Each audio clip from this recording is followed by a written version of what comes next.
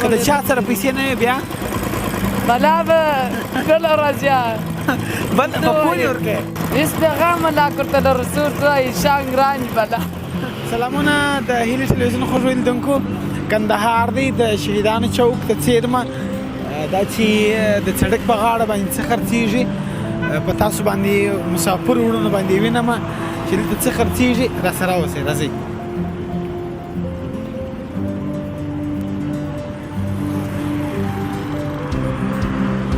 السلام علیکم حاجي صاحب ستړي مه سلام صاحب څنګه صحت ښه دی خیر خیریت دی دا دومره ډېر انار دې راټول کړي دي دا څه پکې دا دې زه اوبه باسم ښه د سړک په غاړه باندې دغه اوبه درته خرڅېږي بلا ښه دی بچیانو روزي پیدا کړي یعنې یوازې د کار دغه دی ښه ته یو انار راته اوبه که څه ډول یې اوبه کې خوند دې څه ډول دی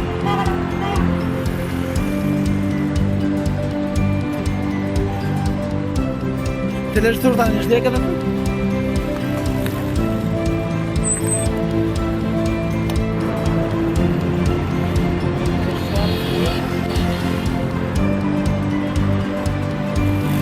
خوند به هم وزه وګورم چې څه ډول خوند دی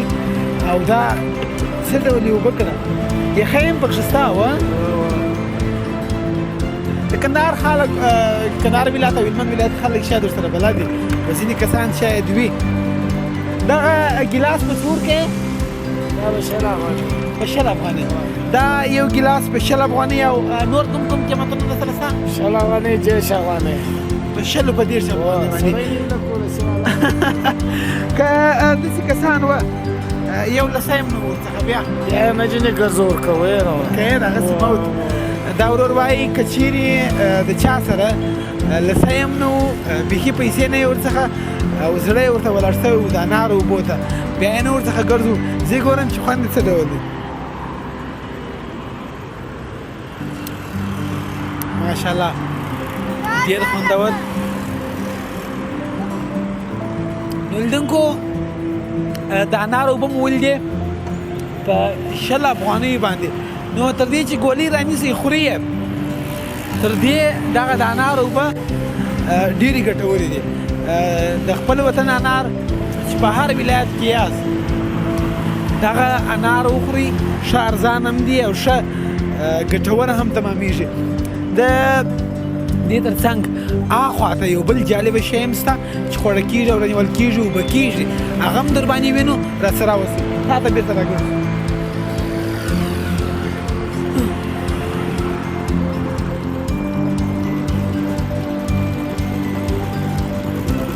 دا چیرې دی دا دکاندار ښه یې صحت ښه دی څنګه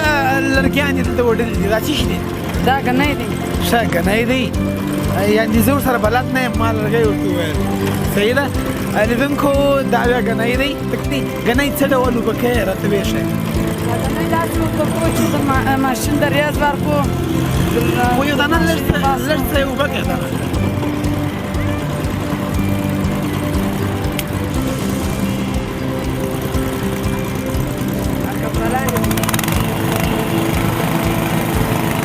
ګورې اوس یې اوبه کوي که نه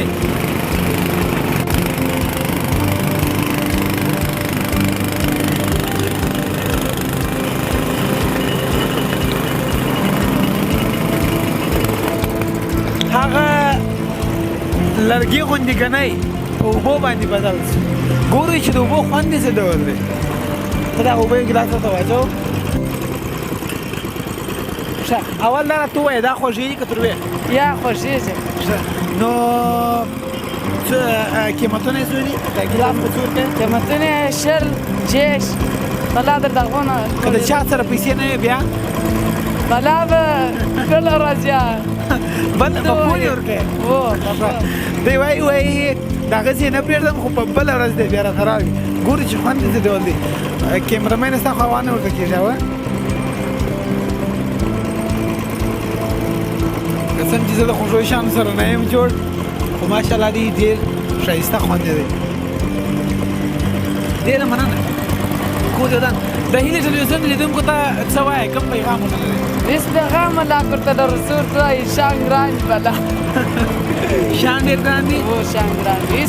مخکې د سارا قیمت سره په څو اوس په څو دی مخکې هم هغه جیش شل افغانۍ وې اوس هم جیش شل افغانۍ دي څه چې ډېر ګران شوي ها څه چې ډېر ګران شوي دا غوړي چې وړو چې دا براو دا شنکر د ګران شوي ډېره مننه ژوندی لیدونکو د کندهار ښار یو لرغونی ښار دی دا صرف د یو سړک په غاړه کې دغه شیان وه ما په تاسو باندې ولیدل موږ کوشش کوو چې د کندهار څخه تاسو ته بېلابېل په زړه پورې نور داسې پروګرامونه او داسې څه در باندې ووینو چې ډېر جالب وي نو د هیلې تلویزیون سره پاتې سئ تر بیا چې موږ د ځوان د کال خدمت کې حاضرېږم پر الله مو سپارم ښه وختونه ښې چا